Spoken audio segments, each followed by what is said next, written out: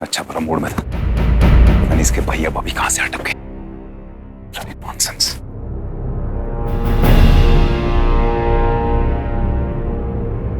कितना अच्छा लगता है ना कोई ऐसे अचानक से आ जाए तो।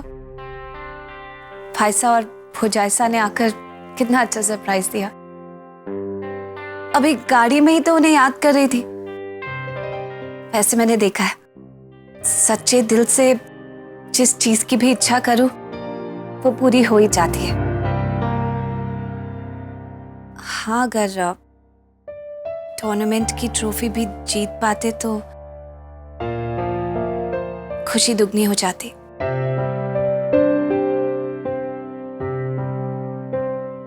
देखिए, आज टूर्नामेंट में जो कुछ भी हुआ उसकी वजह से अपना दिल छोटा मत कीजिए प्लीज। आपको ना जिता पाने का अफसोस मुझे भी है, मुश्किल से ही सही, लेकिन मैंने अपने दिल को समझा लिया है। क्योंकि अगर इस वजह से भाईसा और भुजाइसा हमें उदास देखेंगे तो उन्हें शायद लगेगा कि मैं यहाँ खुश नहीं हूँ, जबकि ये बात तो बिल्कुल गलत है।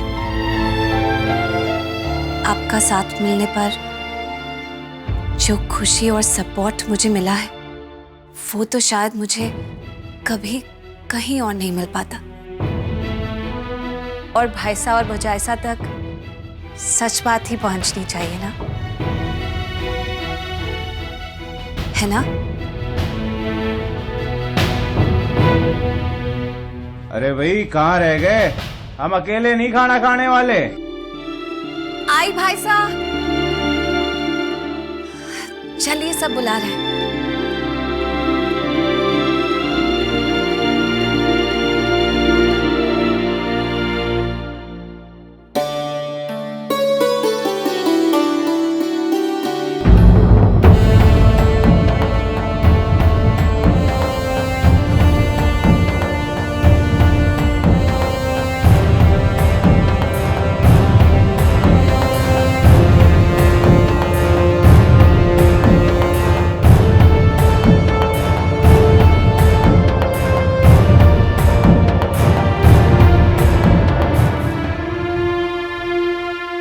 भैया जी जी ये गाय को दे दीजिएगा। गाय? जी गाय को। काओ। वाह भाई वाह, खाना देख के तो ऐसा लग रहा है जैसे किसी राजा महाराजा के लिए इंतजाम किया हो। देखिए ना, हमारे घर में भी एक ननंद भाभी थे और यहाँ पर भी एक ननंद भाभी है। सिर्फ हमारी पाकी कोई शिकायत का मौका तो नहीं देती ना आपको?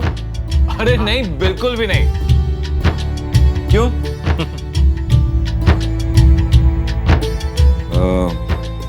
आप लोग यूं अचानक आ गए, हमको बोल दिया था हम लेने आ जाते।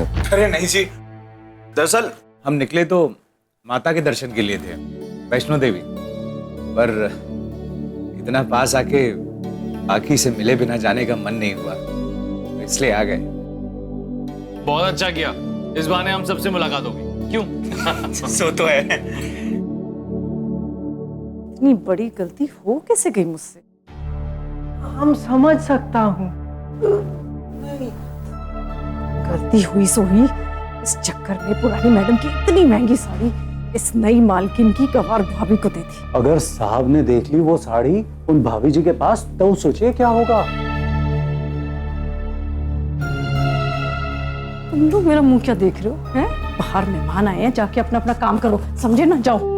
सुनो, मैं बाहर नहीं आऊंगी, समझे ना? जाओ जाओ ना। वैसे आज का दिन बहुत पवित्र दिन है। आज द्विभुज पूर्णिमा है। ननन और भाभी के लिए ये दिन बहुत ही खास होता है। आज भाभी द्वारा ननन को धागा बांधने का रिवाज है।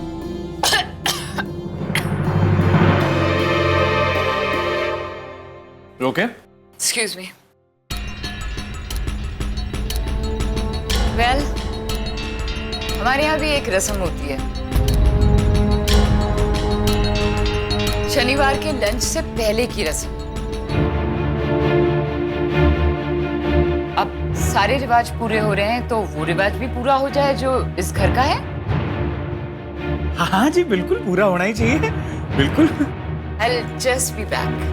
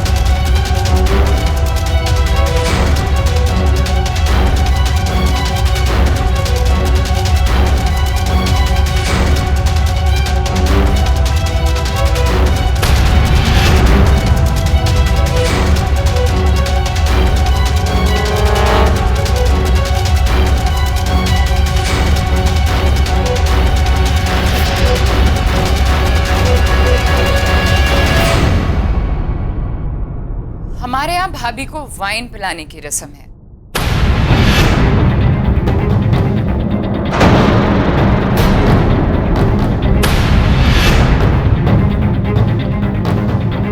तो चलिए हम आपकी रस्म पूरी करते हैं और आप हमारी रस्म पूरी कीजिए। भाभी जी, ये कैसा रिवाज है? जैसे आपके यहाँ ये हाथ में धागा वागा पहनाने की रस्म है ना, वैसे हमारे यहाँ वाइन पिलाने की रस्म है।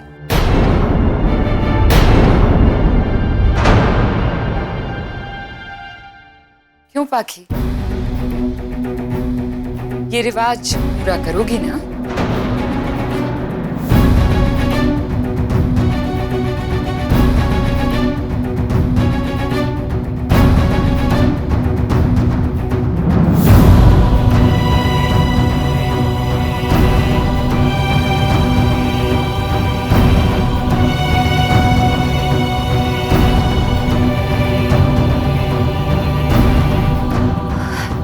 दीदी, आपको तो पता है कि मैं शराब नहीं पीती। ओह हाँ, तुम तो शराब नहीं पीती। तुम्हें यही सिखा के बड़ा किया गया है कि शराब पीने से पाप लग जाता है? नहीं दी, पाप और पुण्य की तो बात ही नहीं है। बात अपने उसूलों की है, अपने विश्वास की है। उसूल, विश्वास, माय फुट। फर्मेंटेड इडली खाती हो ना, दही खाती हो, वो भी फर्मेंटेड होता है। तो फिर इसमें क्या है? ये भी तो फर्मेंटेड ग्रेप से बनी है ना। जब तुम्हारे उसूल और विश्वास किसी और काम में आड़े नहीं आते, तो फिर इसमें क्या?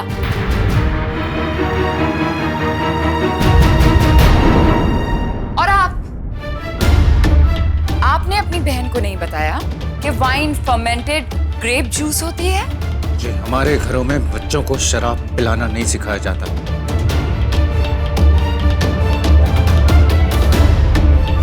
हम उन्हें सिर्फ अच्छी चीजें सिखाते हैं। Okay, all right. और ये गंदी चीज है। तुम्हें और तुम्हारी गंवार बहन को जरा सा भी अंदाजा है कि ये हमारी सोसाइटी के उसूल है?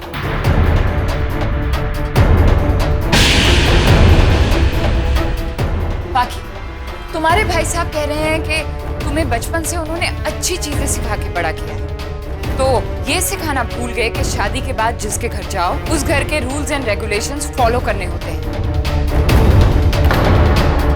उस घर के रस्म और रिवाज अपनाने पड़ते हैं। माफ कीजिएगा, लेकिन शराब पिलाना किसी भी घर के रस्म और रिवाज नहीं होते। होते हैं।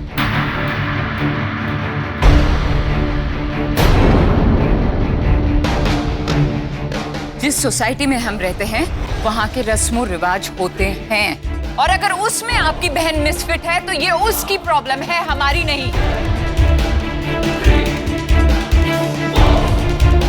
फिट या ना फिट होने का कोई सवाल ही नहीं उठता। पाखी इस घर का हिस्सा है, और अगर उससे जबरदस्ती कुछ भी करवाने की कोशिश की जाएगी, अगर ऐसी कोई चीज जो कि गलत हो, तो वो ज्यादती होती है।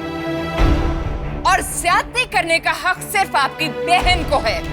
मेरे भाई के साथ, मेरे साथ और हमारे परिवार के साथ रोज रोज कोई नाटक, कोई ड्रामा करके मेरे भाई की बेइज्जती करना, इस परिवार को बेइज्जत करना, क्या ये ज्यादती नहीं है? बोलिए। Bloody Hippocrates. जबान संभाल के बात कीजिए।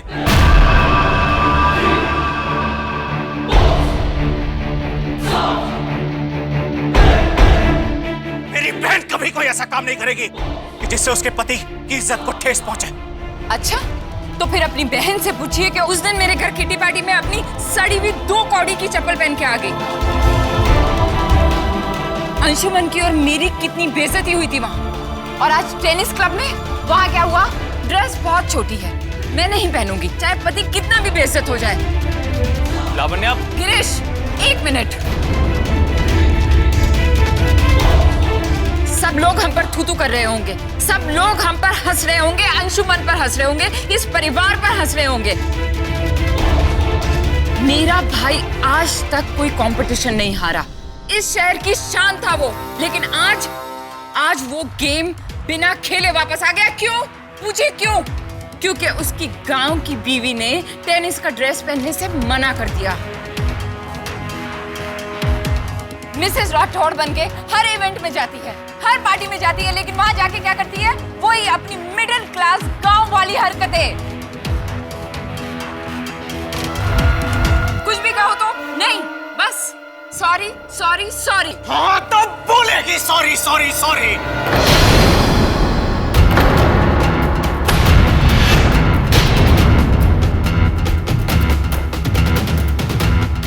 किसी काम के लिए उसका दिल नहीं गवारा करता तो वो बोलेगी सॉरी। अरे बहन, लाखों में नहीं करोड़ों में एक है। खाना बनाना जानती, घर के काम कर लेती, लोगों के सुख दुख बांटती है, समझदार है, सारे गुण है इसमें। पर एक गंदा काम नहीं कर सकती तो वो बुरी होगी। राइट, ये सारे गुण तो हमारी सर्वेंट महाजी में भी हैं। तो इसका मतलब ये हुआ कि उन्हें इस घर की बहू बना ले।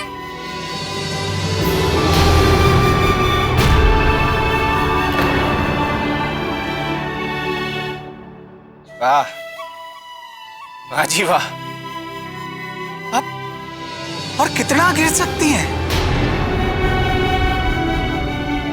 उस औरत को जिसने आपको और आपके भाई को मां बन के पाला, उसे नौकर बोल रही और अपने घर की लक्ष्मी को नौकर का दर्जा देके उसे भी बेइज्जत कर रही। राइट, नौकरों का लोगों को पता तो है कि वो नौकर हैं, तो उनसे कोई कुछ एक्सपेक्ट नहीं करता, लेकिन ये घर की बहू होने के बावजूद नौकरों वाली हरकत करती है, गले की हड्डी बन के रह गई है। तरस खा के मेरा भाई इसे गांव से लेकर के आ गया, ये समझने लगी कि ये इस सब के लायक है। बट द ट्रूथ इज कि ये यहाँ हमारे साथ रहने के काबिल नहीं है।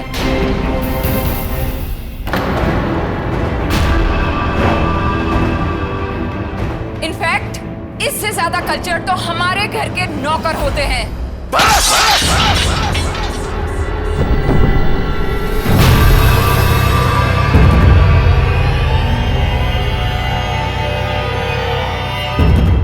अब एक शब्द भी मैं अपनी बहन के खिलाफ बर्दाश्त नहीं कर सकता। और हाँ, तरस खा के नहीं, भीख मांग के लेके आए थे हमारी पाखी को यहां। क्यों? बताया नहीं आपने जमाई साहब? 100 बार माफी मांगी थी, पछतावा जताया था, तब जाके हमने अपने कलेजे के टुकड़े को उस आदमी को सौंपा जिसके बारे में हमें मालूम था कि वो धोखेबाज है।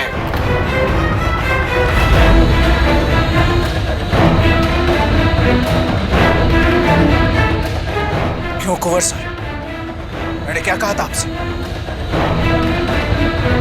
आप हमारी पाखी को ले तो जा रहे हैं, और अगर उसे कोई तकलीफ हुई तो मैं बर्दाश्त नहीं करूंगा।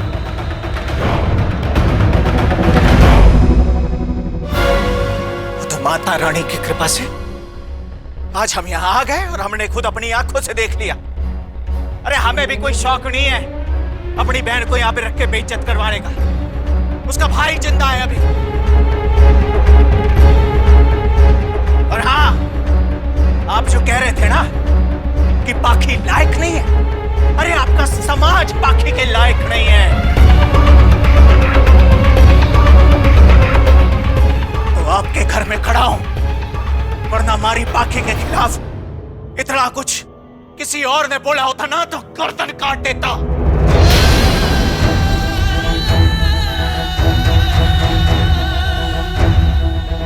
करना, आप शांत हो जाइए, बहन का ससुराल है। ससुराल का है का?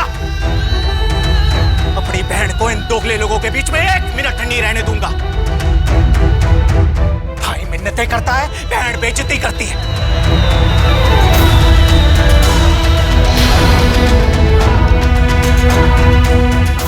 आप क्यों चुपचाप खड़े हो? इतना कुछ हो गया और आप कुछ भी नहीं बोले। मतलब आपकी भी सहमति है ना इसमें?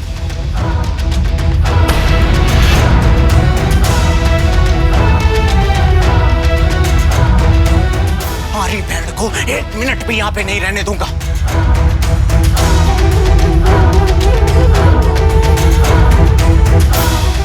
चल बाकी। क्या कर रहे हैं आप? भाई साहब मेरी बात सुनिए, आपको मेरी सौ है, चलिए मेरे साथ।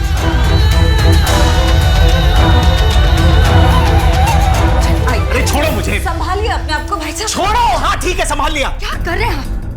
शांत हो जाइए, अभी हमारी पाखी का घर है। अरे इतना कुछ हो गया और जमाई सा कुछ बोले भी नहीं। आप मेरी बात सुनिए भाई साहब, मेरी बात सुनिए, शांत हो जाइए।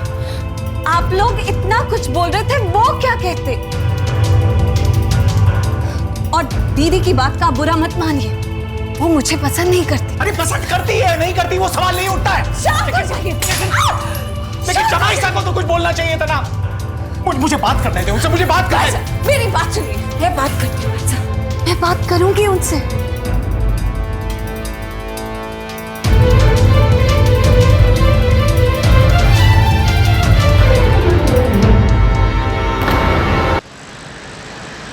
आज तो हद कर दी तुम दोनों। मैंने वही किया जो सही था। अब उस लड़की को यहाँ से निकलना चाहिए।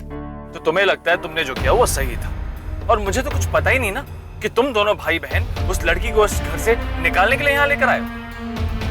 हर रोज उसकी बेइज्जती करती हो, हर रोज उसके लिए एक नई अड़चन पैदा करते हो, उसके लिए प्रॉब्लम्स क्रिएट करते हो, उस बेचारी को ये महसूस कराते हो कि वो इस सोसाइटी के लायक नहीं है। हाँ तो नहीं है वो सोसाइटी के लायक, और वो इतनी बेशर्म है कि ये जानते हुए भी इस घर में टिकी हुई है। कम से कम आज की बेइज्जती के बाद तो उसे घर से निकल जाना चाहिए था। क्योंकि वो मासूम है, वो सोच भी नहीं सकती कि तुम ये सब कुछ जानबूझ कर रहे हो। वो तो अंशुमन के पास नहीं आई थी ना भीख मांगने के उसे इस घर में रख लो। बस अंशुमन अपने सो कॉल्ड इमेज को बचाने के लिए उसे यहाँ लेकर आया। बस करो, क्यों कर रहे हो ये सब कुछ? अगर उस रिश्ते की इज्जत नहीं रख सकते ना तो कम से कम इंसान को इंसान तो समझो। गिरीश, तुम अपने काम से काम रखो। ठीक है, मैं अपने काम से काम रखूंगा। तुम दोनों भाई बहन को जो सही लगता है वो करो, लेकिन आज के बाद मुझे जो सही लगता है मैं वो करूंगा, और पाखी की मदद करने के लिए मुझसे जो बन पड़ेगा मैं वो करूंगा। गाड़ी रोको। गिरीश, मैंने कहा गाड़ी रोको। Stop the car. मुझे तुम्हारे साथ इस गाड़ी में 1 मिनट नहीं बैठना है। गिरीश, सेंट्रल लॉक खोलो। सेंट्रल लॉक खोलो गिरीश। बस करो लावण्या, बस करो।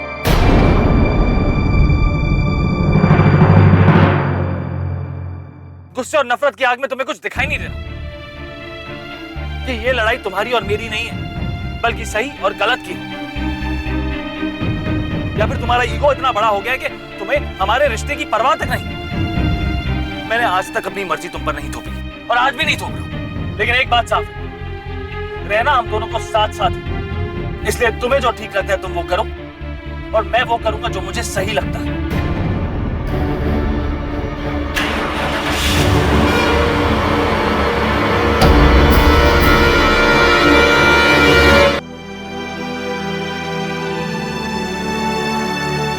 मैं जानता हूं तुम बात करना चाहती हो।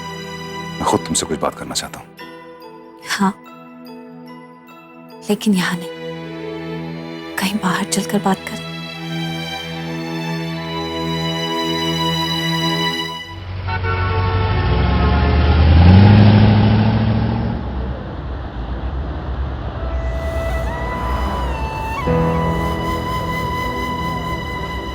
जरा गाड़ी रोकिए।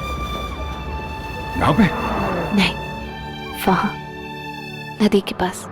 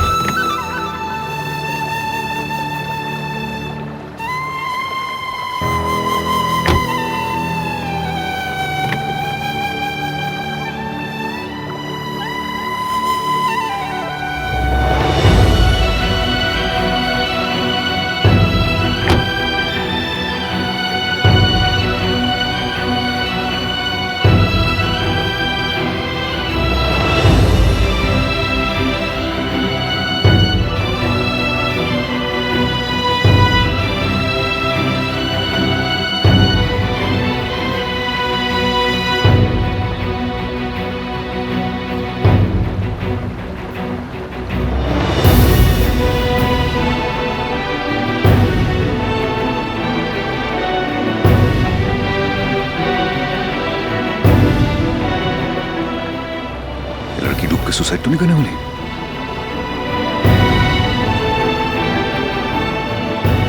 वाकई